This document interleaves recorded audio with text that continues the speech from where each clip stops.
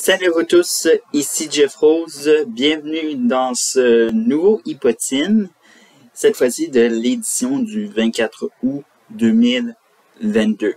Au menu, qu'est-ce qu'on va voir? Alors donc, Andrew Tate banni de partout, Kaby Lamé qui devient officiellement citoyen italien, et bien sûr, y a-t-il eu double discours avec la collaboration entre Père Mathieu et Benjamin Ledigue et beaucoup plus. Alors donc, c'est parti. Alors donc, on va commencer avec ce premier potin. Alors donc, Andrew Tate qui est banni des réseaux sociaux. En effet, l'ancien boxeur qui est devenu influenceur a en effet est connu pour ses controverses et tout ça. Alors donc l'influenceur américano-britannique a été banni récemment de Facebook, mais aussi de Instagram, qui, vous le savez, est de l'entreprise Meta. Meta qui a expliqué aux médias BBC au Royaume-Uni, s'est expliqué en disant que il y a enfreint dans les politiques tout ce qui est organisation et bien sûr individus dangereux.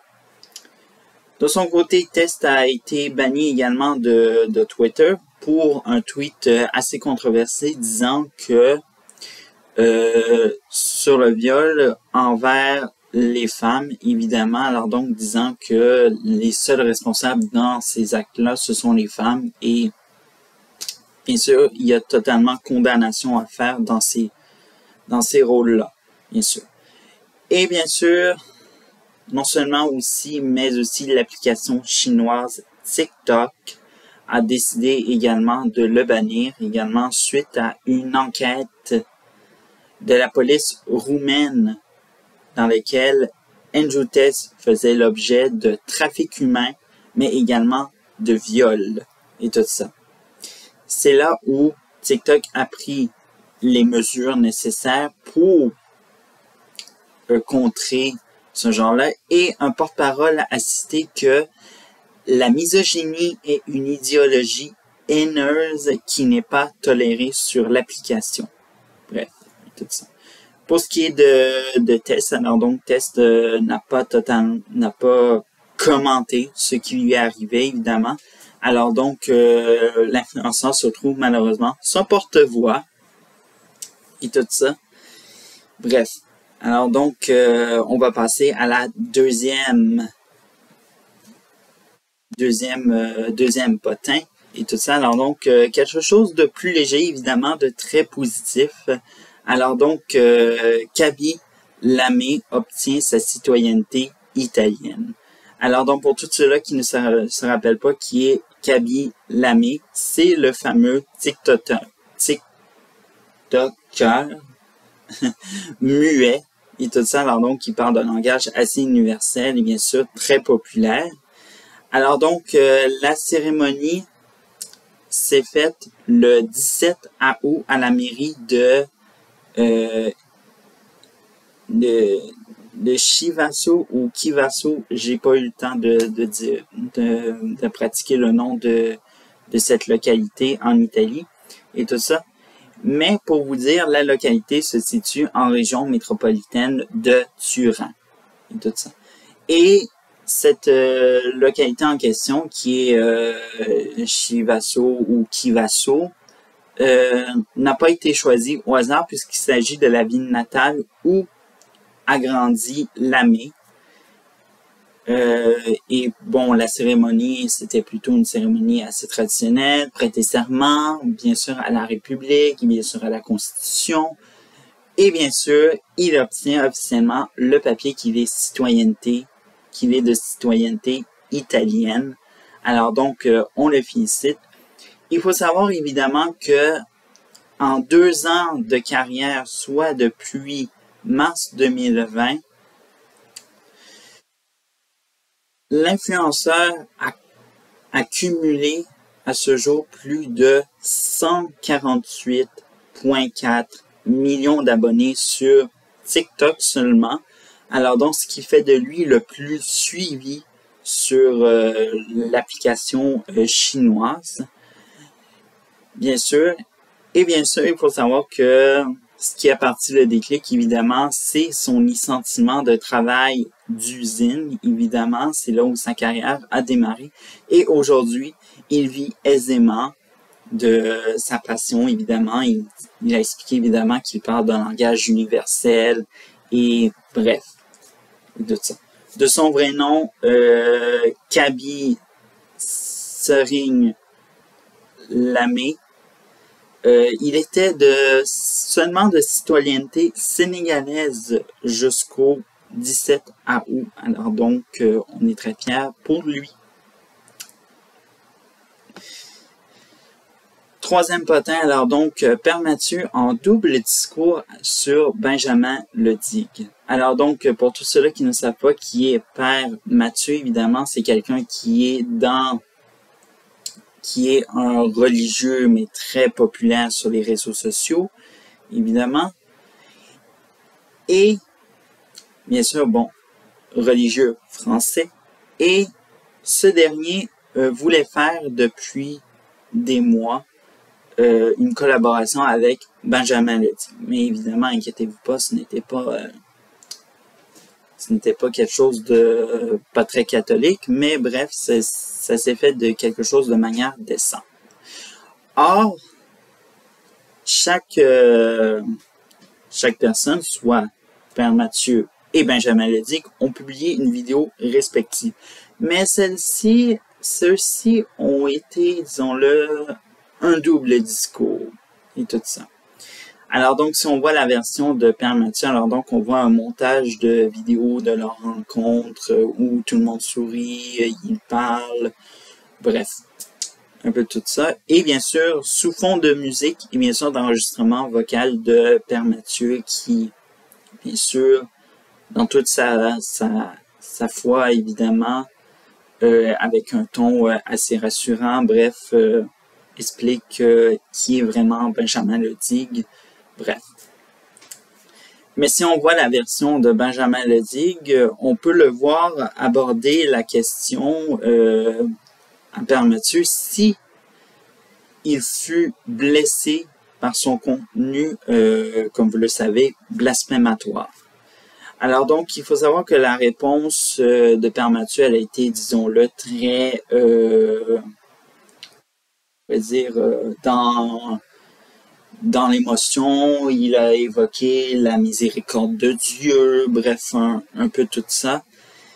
C'est dans le processus peut-être de pardon que Benjamin Ledig aimerait obtenir, mais malheureusement, certaines personnes sont peut-être encore un peu mitigées et d'autres sont capables de se remettre de cela.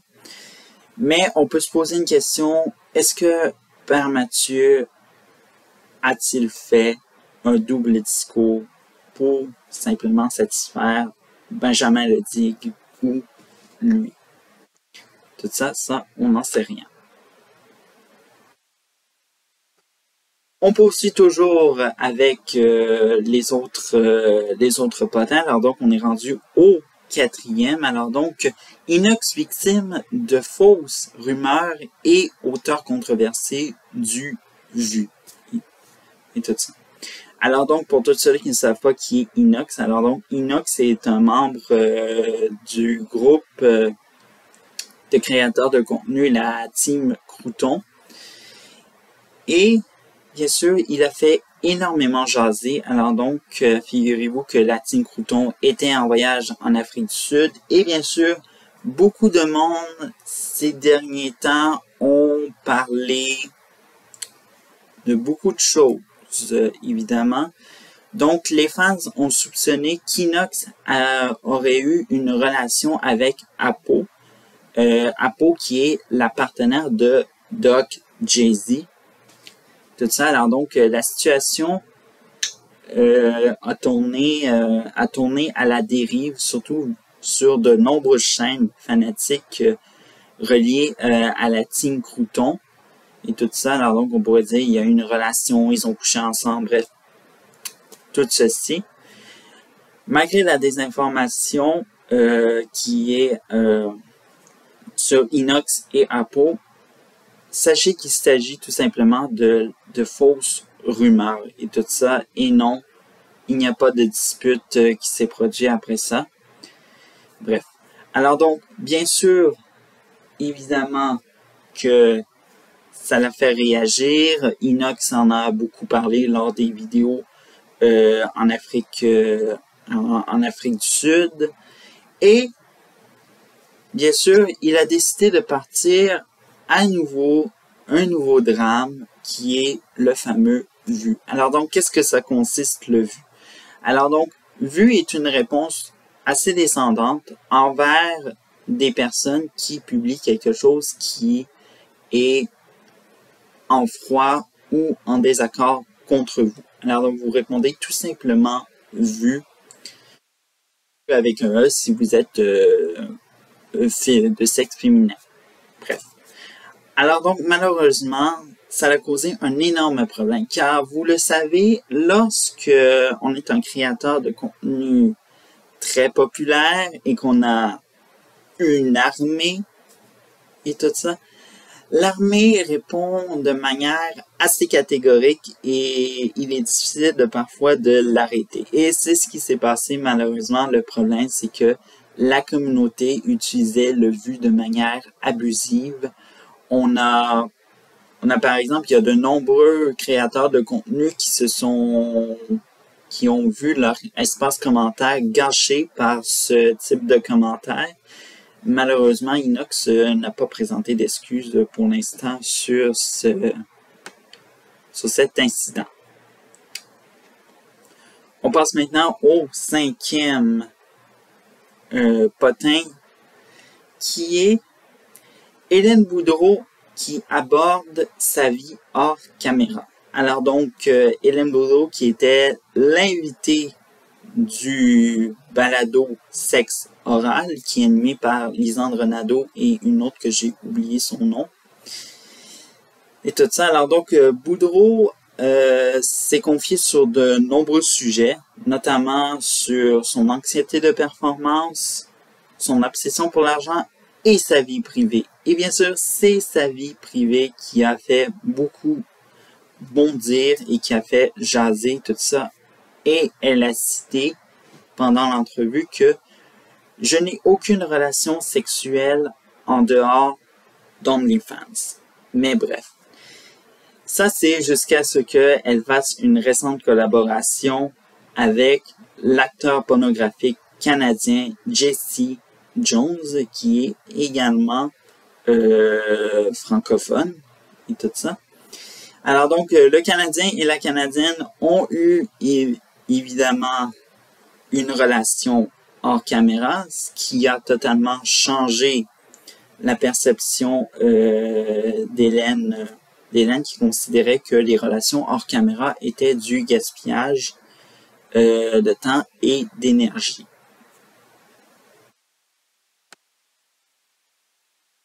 Et bien sûr, bon, j'ai oublié de dire, mais vous pouvez voir également leur collaboration sur OnlyFans.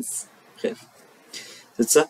On conclut maintenant cette édition du 24 août 2022 par les Canadian Art and Fashion Awards.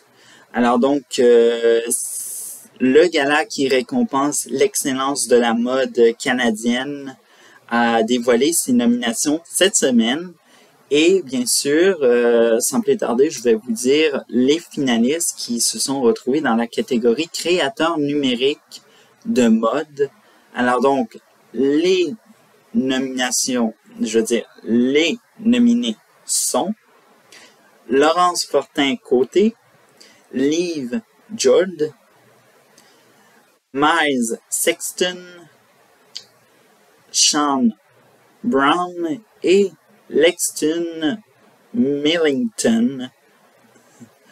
Et voilà. Alors donc, félicitations à ces hauts finalistes dans la catégorie créateur numérique de mode et tout ça. Alors donc, ou sinon les créateurs de contenu de mode. Alors donc, le gagnant sera dévoilé à la cérémonie qui aura lieu le 15 octobre à Toronto, à l'hôtel Fairmont Royal